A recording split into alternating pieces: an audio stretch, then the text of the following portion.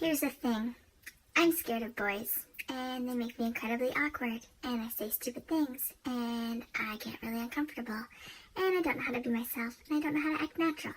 So I decided to make a New Year's resolution to go on at least 3 dates, and not be so awkward, and enjoy myself. So I dived headfirst into the world of online dating, went on probably close to 30 dates. This is a video blog of all the do's and the don'ts, mostly the don'ts, and the life lessons that I have learned from this crazy experience. I think I am now more fearful of boys than I have ever been in my entire life. Lesson number 1. Stay away from boys named Brent. They are either complete psycho weirdos, or they will woo you to fall in like with them and then totally and utterly ignore you and never talk to you again. Lesson number 2. Apparently, RCMP officers have amazing facial recognition skills, and although you have maybe never met them in real life and won't meet them in real life because they decided to cancel your face-to-face date because you will not sleep with them, 3 weeks later when you are speeding past them going the opposite direction on a double-lane divided highway, they may send you a text message telling you to slow down. Lesson number 3. Don't paint acrylics at a pottery class with a guy that you're not interested in probably ever seeing again, because you'll have to go pick up your pottery with him in a week because your pottery is amazing and you don't want to just leave it. But you have to pick it up because he's got the receipt. So then you suffer through another date, and then you call him later because you're a coward and couldn't break up with him then. Lesson number 5. If he won't tell you his last name because he doesn't want you to Google search him, chances are he's not a criminal. Chances are he's actually previously a male model who traveled all around the world modeling for Gucci and Calvin Klein. Green card marriage to an Australian so he could stay in the States for a couple extra years, which he divorces 2 years later because she's not exactly the quiet country girl type that he wants to end up with in the end. Lesson number 6. If you Google search someone's first and last name and they don't come up anywhere online, or as even having a Facebook account, chances are the last name they gave you isn't right or true. So if they gave you a half-naked picture of themselves, zoom in on the tattoo on their upper abdomen and type that into the Google search engine, and you will find their true last name. Find out that they've been on house arrest for 18 months because they screwed some older couple out of $124,000. Lesson number 7. Don't let your roommate give your email address out to someone that she has met on Christian Mingle who looks like, as according to their picture, would suit you just fine. Chances are they're a complete weirdo. Lesson number 8. Stay the crap away from desperate cowboys who start talking to you and wanting to date you the day after their ex-girlfriend moves out of their house. Oh, and by the way, after hanging out with them all summer, you weren't actually dating. They were never ready for a relationship. What are you talking about? Lesson number 9.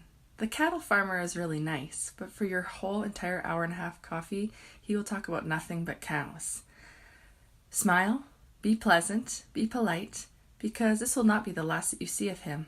In a few short weeks, he will start dating your best friend's older sister. Lesson number 10. The rigger, who is also a Nashville studio drummer, might be a really fun guy to talk to and might have a lot of cool stories. But he's also a baby daddy, and he also has a really crazy ex-wife. Not worth it. Lesson 11. Don't fall in love with someone strictly from talking on the telephone. You never freaking know. And if you decide to be brave and invite them over to your house for an entire long weekend, be prepared for them to fall in love with your roommate. And although they're supposed to plan the date on Monday, they will potentially pick going to Canadian Tire, you purchasing Christmas lights for your roommate so that they can hang them up on her house, as well as do all sorts of other random odd tasks around the house for her. You also won't be able to get rid of them. Even though you cook supper at 4:30 to quickly get him out the door so that he can finally leave, you will actually have to get into your own vehicle and leave your own house with him still inside. He wants some alone time with your roommate so he can weirdly hit on her and ask for her number. Take heart. There's got to be better people out there. Lesson 12. Johnny seems nice. Johnny's actually really hot. Johnny likes dancing and Johnny has a motorbike. I get a weird feeling about Johnny. I'm gonna just trust my gut on this one. Lesson number 13. Guys below the age of 28 generally are super and ultra immature. Guys 29 and above have a boatload of baggage. Good luck! Lesson number 14.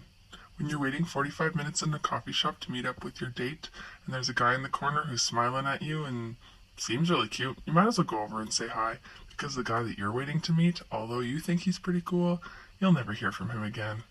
Peace officers. Who needs them anyways? Lesson number 15. The 52-year-old Irish guy who starts talking to you on Match, just block, delete. Block, delete, block, delete. He's a bit of a creep. Lesson number 16. Don't get too excited too quickly. This seems to be the general rule of what I have learned. You might meet a really nice guy online who seems to be everything that you're looking for, and he might have been really thrilled initially, but when it's February and he tells you that he's not free till July, take it as a hint. Oh, by the way, in August at your cousin's wedding, you'll be seated right next to him. He'll be right behind you, actually. So don't be a douche to him. Be kind, be cool, and don't look too desperate, because you will cross paths again. True story.